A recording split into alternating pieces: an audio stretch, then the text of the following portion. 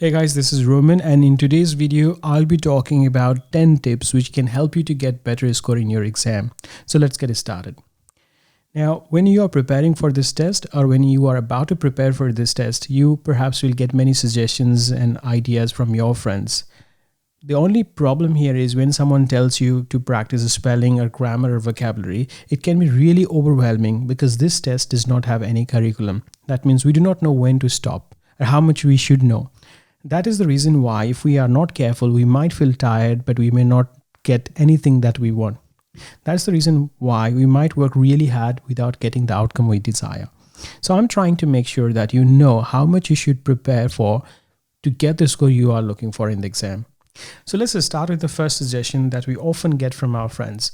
That is, work on your spelling. Now, it's really important that we know how to spell the words. And especially these days, we do most of our typing on different devices which have the capacity to correct our spelling or tell us what is the correct spelling. So we may get a little bit careless and may misspell the word. On top of that, there can be typos as well.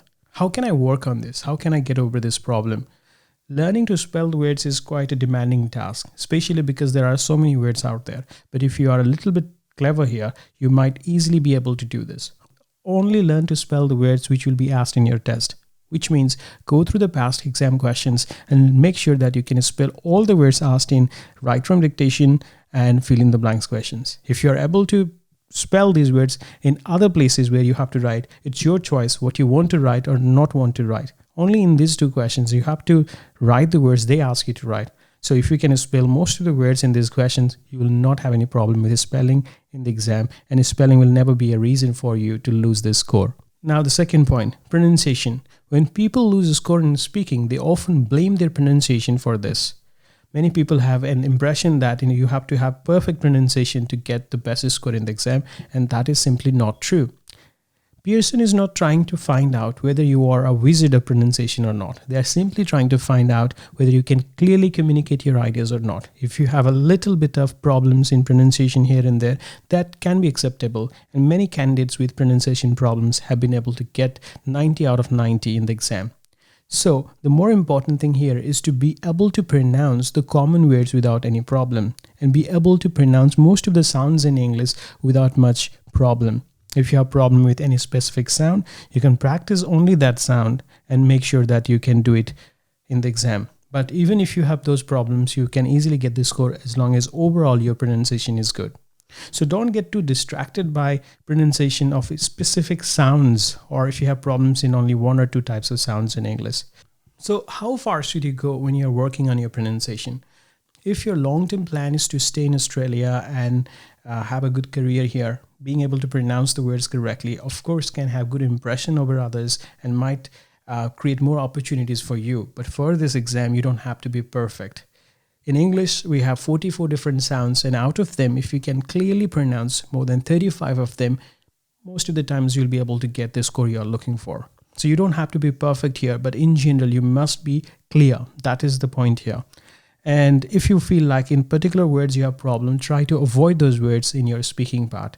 And that way you can easily deal with this problem temporarily, and later on when you have more time, you can work on your pronunciation if you are interested in that. The third important point that we need to think about is accent, because many times I've seen that when people comment on your pronunciation, they actually comment on your accent, which is not important for the exam.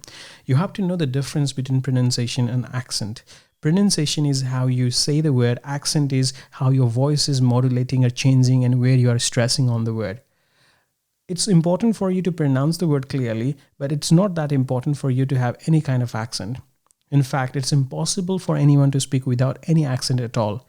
Pearson's algorithm is perfectly capable of comparing your English with the English of people from your language background, so it can understand you regardless of your accent.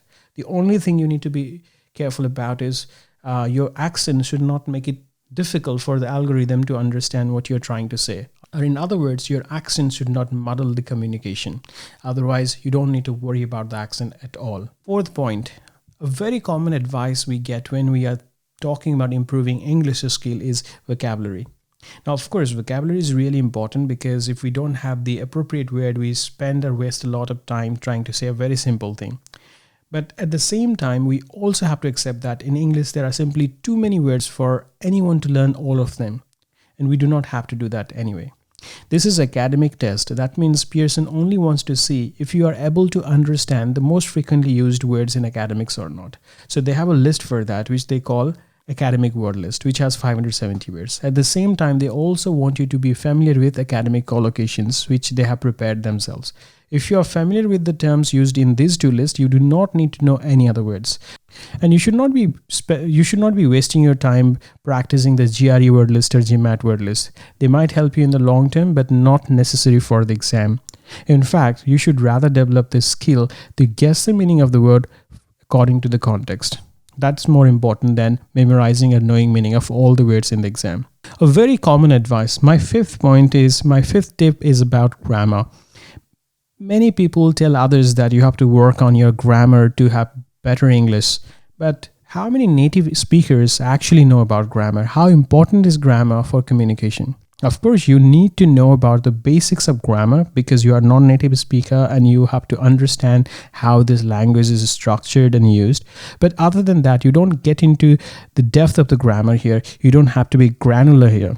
Pearson only intends to test your understanding of some fundamental grammatical concepts. For example, it wants to see whether you can use the appropriate tense or not, whether you can understand passive voice and active voice or not, whether you can understand the subject and verb agreement or not. So there are some typical topics from which they frame their questions. Otherwise, in all other cases, as long as you can communicate well, it doesn't matter how much you know about the grammar or how many topics of grammar you know by heart, because they are not going to ask any of these questions directly.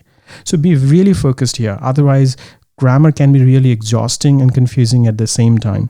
So do not waste your time going through big books of grammar, but be specific and focused and only practice those topics which are important for your test. Okay, my sixth tip is about speaking. When you're practicing speaking, I highly recommend that you do it in a noisy environment. Many of us practice speaking at home in a quiet environment. The speaking technology they use to understand your speech is called speech to text. And after that, for the analysis, they use deep neural network and latent semantic analysis. You don't need to know about any of them, but what you need to know is if you are speaking in an environment where there can be a lot of background noise, speech to text transformation can be a little bit difficult.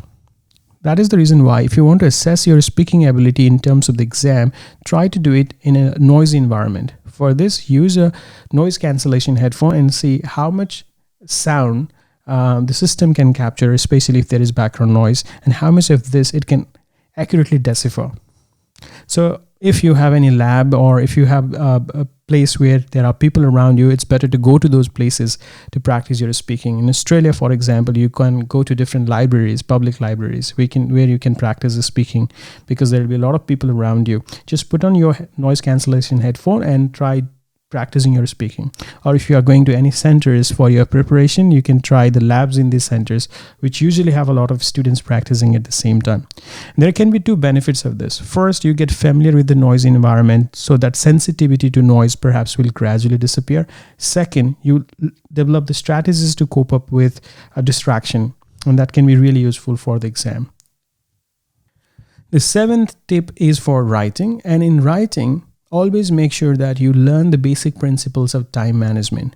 If you have 10 minutes for summarized written text, do not spend whole 10 minutes just writing your answer. Or if you have 20 minutes for essay writing, don't spend whole 20 minutes just writing your essay.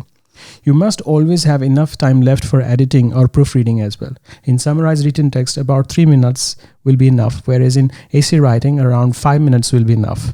In these editing time, try to check for spelling errors, grammar errors, or flow of ideas. Especially in essay writing, check the flow of your idea. And if you feel like things are not making sense or they are not logically organized, either change the order or rewrite the sentence. The only important thing is do not do any rewriting in the last 1 minute, because if you run out of time and cannot complete the sentence, in that case, you might break the whole paragraph or the whole idea. Now, the other 3 tips I'm going to give you are about the exam day. Let's just start with the first one for that. And this is my 8th tip here. The first tip for the exam day is when you enter the exam hall and sit in front of the computer, do not start your test immediately. That's a mistake. You should always check your mouse, your keyboard, and your headphones. If you feel that there are no problems with these three things, then only you can proceed to the next step, especially with the keyboard. Because these keyboards are used by many people over a time, some of the keys may not work. So check that the keyboard is not skipping any letters. Another thing is, when you are doing the checks, the invigilator might come to you and may ask you to start the test. You can politely decline that request without any penalty. One more thing, once you have checked everything, just tell yourself that you can do it. And also tell yourself that there will be a few questions which you will not be able to answer, or which you will not understand, or perhaps which you will mess up. And it's perfectly fine, because many students have had this experience in the past where they could not answer a few and still were able to get 90 out of 90. So it's not important for you to be perfect in the exam, and things can go wrong. A few things can go wrong. Don't let that overpower you or overwhelm you. Start your exam with a positive and practical mindset. And do not let your performance anxiety or exam anxiety take over you and mess up the whole thing for you in the exam. The 9th tip, or the second tip for the exam. In the exam hall, while doing the exam, if you encounter any issue, immediately raise your concern and do not wait until the end. Because if you do not report it immediately, whatever you tell them at the end of the test or later on will not be documented and will not be acted upon. So make sure that you report it immediately if something goes wrong. The last point. Once you finish your reading section, you get 10 minutes break. Many people tell me that they don't take the break. I don't understand the reason why they do not want to take the break, because after reading, the next question type you have to do, the next section you have to do is listening, which requires utmost concentration, because you have to listen and you don't get a second chance, unlike all the other sections you do before them. So to recharge your brain, take the 10 minutes break, go out to the bathroom, splash cold water on your face, freshen up, breathe in, breathe out, let your concentration rise again, and then go back to the exam and do your test. This way you'll be able to do your listening with full concentration. So guys, these were some of the tips that I could gather from my students and from my experience. And if we want to pass this exam and get the score we are looking for, we have to help each other. So if you think that if you have any special tricks and tips like this, please write in the comments and help each other. This is the only way we can get over this situation and get what we are looking for. I want to wish you all the best for your upcoming exam, and hopefully you will get your score. Please share your experience and have a lovely day.